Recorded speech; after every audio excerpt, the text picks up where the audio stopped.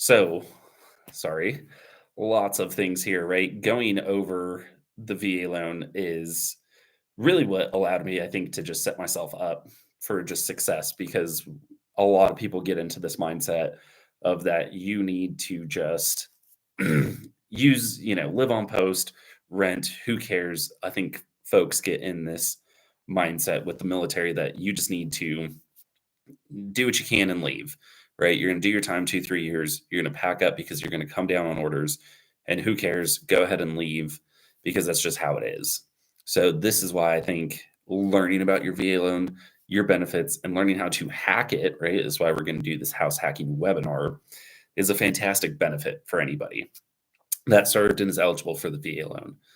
So, really breaking down who is eligible for a VA loan, and it is veterans, active duty National Guard, and reservists.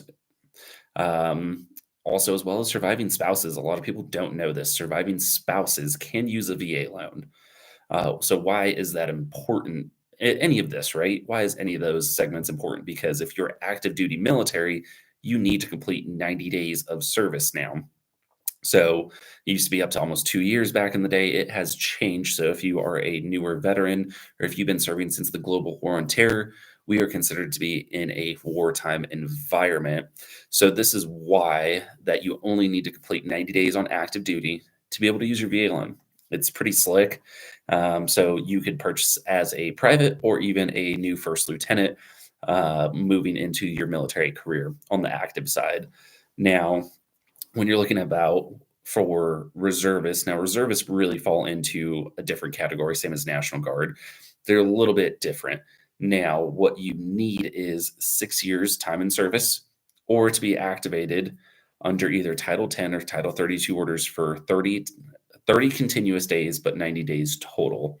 So this is where you're seeing things just you could run into issues very quickly for National Guardsmen or reservists if you don't have these things squared away. Now, how do you know if you're eligible for your VA loan doing that?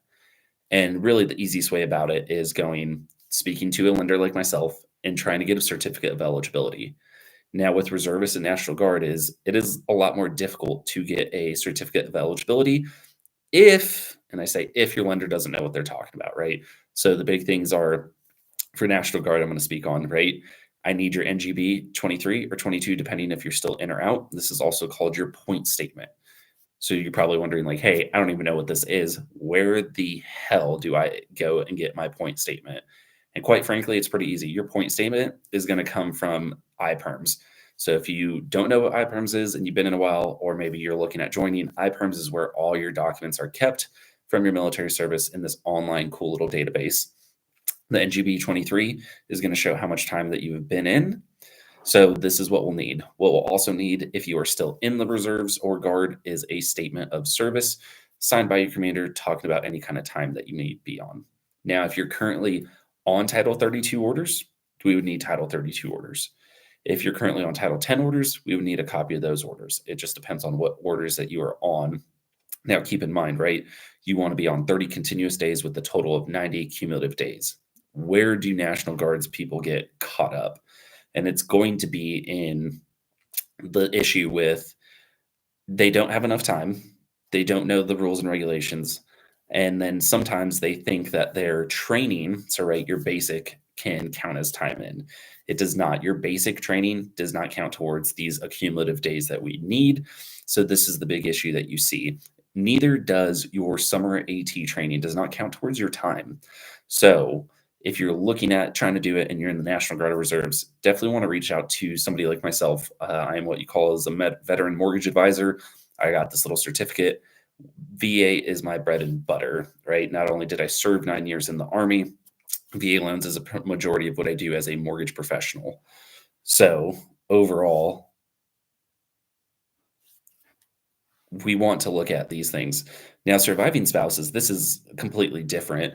Now, this is something that I have been kind of coming across more and more. And I have had to learn about how to help a surviving spouse use their husband's, eligibility. Now, the way that a surviving spouse can go about this, big thing is if they're 55 or younger, they cannot be remarried. If they are over 55 and remarried, no issues there. The other thing too is that you have to be getting DIC benefits from the VA to be eligible for this. If you are a surviving spouse and you're not getting the DIC benefits, well, then you are ineligible, unfortunately. It's very easy to go through and getting a certificate of eligibility for a surviving spouse. You would just need your spouse's personal information to be able to go on the VA website and pull it. It can be instantaneously or it could take a few days, just depends on the service that your spouse did perform. Also, the big thing to keep in mind is if you are a veteran and you're thinking, okay, hey, how does this really impact me? Is that if you don't document stuff the right way, and if you were to die from a service connected disability, this is where your spouse can use your VA entitlement. So if we're looking at, big picture here, this is how your spouse can use it if it was the worst case scenario and you had to, punch the ticket here, as they say. So kind of moving into the house hack and why this is very important.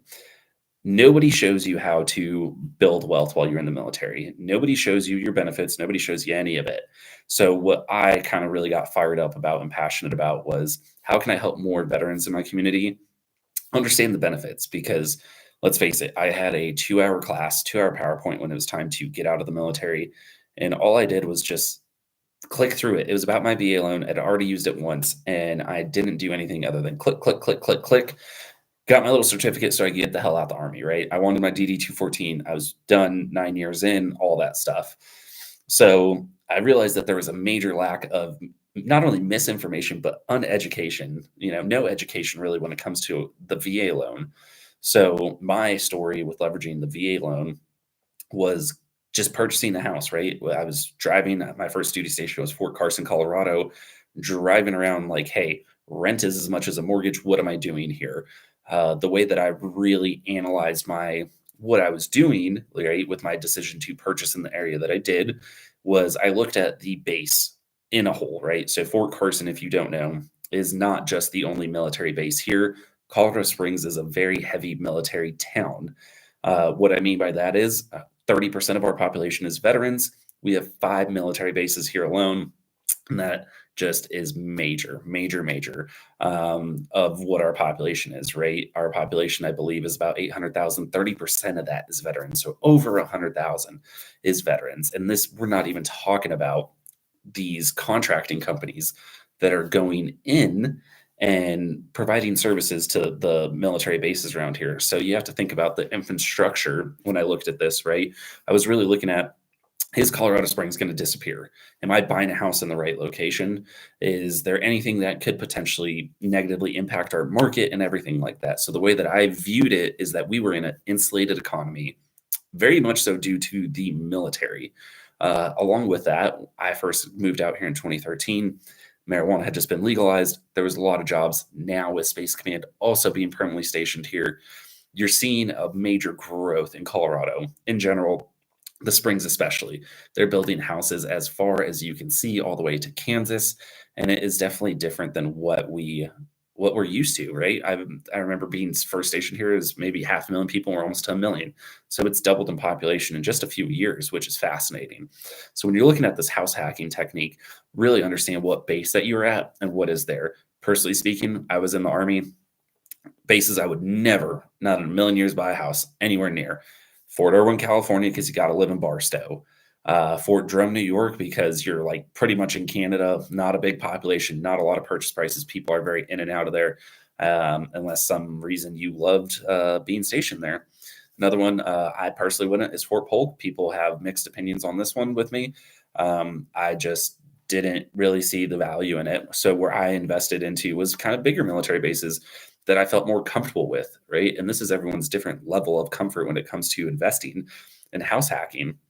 So the way that I would look at it is for Fort Carson specifically, right? I saw the growth. Now, a place that I also purchased at was Fort Benning, now called Fort Moore down in Georgia. And what made me buy at Fort Benning was because, I'm not used to it being named Fort Moore, so I do apologize. Is that I saw Fort Benning as a training area that wasn't going anywhere, right? You have drill sergeants there, you have cadre there, you have TRADOC, you have Ranger Regiment. They did get rid of, 3rd ID, which caused a big impact on that economy at that time in 2016. But when I got there in 2019, 2020 had changed, right? The market was booming, houses were flying off the shelves, everything like that. So it made me analyze what the market was doing in where I was buying these homes. So you're probably wondering is how was I able to purchase two homes under the VA loan? And I maintained both of them and still maintain both of them. So it's very different than somebody who is buy and sell, PCS sell, PCS buy, sell, all this good stuff. What I wanted to do is build up this portfolio. So my goal, I thought I was going to do 20. I did 9. By the time I retired, I wanted property that I could cash flow on to add on to my pension, my disability, to increase what I was doing in my retirement years. Well, I didn't end up retiring out of the military. I ended up getting out, right? No pension, none of that. And then I had these two homes, and there was a big decision on what I should do with them. And I've kept these properties, right? I've house hacked, I've done these techniques, and house hacking is very simple. A lot of people just overthink it. So, our goal here is to continue to educate people with this webinar, February 22nd, coming through, because you could house hack by renting out rooms, right? Let's say you're a single guy, gal, and you just don't want to pay your own mortgage. You could buy a property and do that. You could have other people paying your mortgage while you still live there, right? This is reducing your out-of-pocket expenses. Maybe you're married, but you have a ADU, an attached or additional dwelling unit on the property that you could rent out and you would never have to see those people. Okay. Or what if you were to PCS and then rent out your home and then buy another one at a new duty station, right? There's so many different things you could do. You could buy multifamily properties with your VA loan. So, if you're interested in learning more about house hacking, I'm going to be diving into it here and there. But what we are going to be teaching you is the right ways to do things, because a lot of people are trying to get around these rules and regulations. And I personally don't agree with it. We want to show you the right way to go about it. So then when you're doing these things, it's all good. It's kosher. You don't have to worry about it. There are some people that are trying to commit mortgage fraud. There are some people trying to do this illegally. That is not what we are about. We're about showing you the right way to do it and taking your time, right? Everyone wants to race to the finish line, but these things take time. If you are looking at buying a house here and PCSing there, and by the time you hit your 20-year mark, you have 5 houses that have appreciated over the course of, let's just say, 15 years. What does each house look like? Right? If your average house is appreciating 5% a year with compound interest every year, you're going to be doing just fine by the time you retire. And this is what this class is all about, is helping you get to where you want to be. Because let's face it, if you're enlisted, the military pension is not the worst, but it's not the best. And my goal is to help everyone be successful, whether you do 3 years or 30 years in the military, because no one else is educating us about this. So it is our job to educate each other as veterans in this community, right? We're all in this together. We all need to learn about our benefits. We need to maximize what we can do with our benefits. Because if not, I personally feel like you wasted your time, you wasted your service. And these are things that we have been given for what we have done, right? Less than 1% of the population will ever know what it is to serve in the military now. So we are part of that 1%, and we need to help our 1% be better. Okay. We need to help our 1% be educated, learn more about their benefits, and do great things. I mean, it's what we know how to do. We only know how to be great as veterans. I feel like we are always pushing to be better, learn more, do better. So that is the goal with this, guys. So thank you so much. Hope you have a great night. Thank you.